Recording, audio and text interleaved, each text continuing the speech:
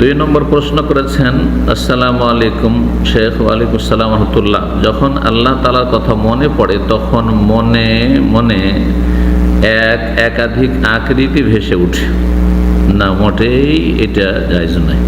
আপনার সামনে ভেসে উঠবে, সাথে সাথে সেটাকে দূর করে দেবেন মন থেকে। এই সমস্যার সমাধান কি? এই সমস্যার সমাধান সেটাই যেটি নবী সাল্লাল্লাহু আলাইহি ওয়াসাল্লাম সহিহ বুখারী সহিহ মুসলিমের একটি হাদিস রয়েছে, তাতে বলেছেন শয়তান এসে ওয়াসওয়াসা দেয়, কুমন্ত্রণা দেয়, এসে বলে যে তোমাকে কে সৃষ্টি করেছে? তো তখন আসলে যে আল্লাহ আমাকে সৃষ্টি করেছেন, রব আমার সৃষ্টি করেছেন। তারপরে তোমার মনে শয়তান ওয়াসওয়াসা দেয়, রবকে কে সৃষ্টি, মান খালাকা রব্বাক, তোমার রবকে কে সৃষ্টি করেছে?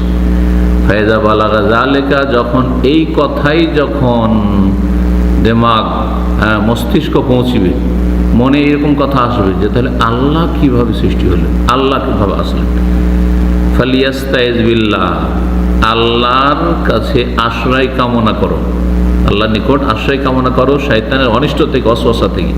ওয়ালিয়ান্তাহে, এবং সেখানে ক্ষান্ত হয়ে যাও, থেমে যাও, সাথে সাথে উনি থেমে যান সেখানে।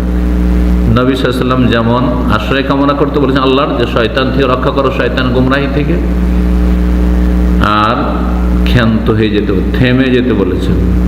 আর সেদিকে আপনি চিন্তা নিয়ে যাবেন না। আল্লাহ হেফাজত করুন।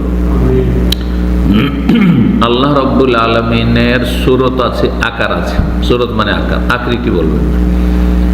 তবে আল্লাহর সূরত আল্লাহর মতো।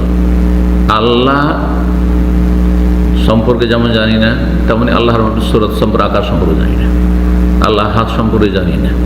জানি যে আল্লাহর হাত আছে, আল্লাহর চোখ আছে, আল্লাহর চেহারা আছে, জি, যা কোরআন এবং হাদিসে বলা হয়েছে তা আছে। কোরআন হাদিসে যা বলা হয়েছে তা আছে, কিন্তু সেগুলি আল্লাহর মতো, আল্লাহর জন্য যেমন উপযোগী হয়।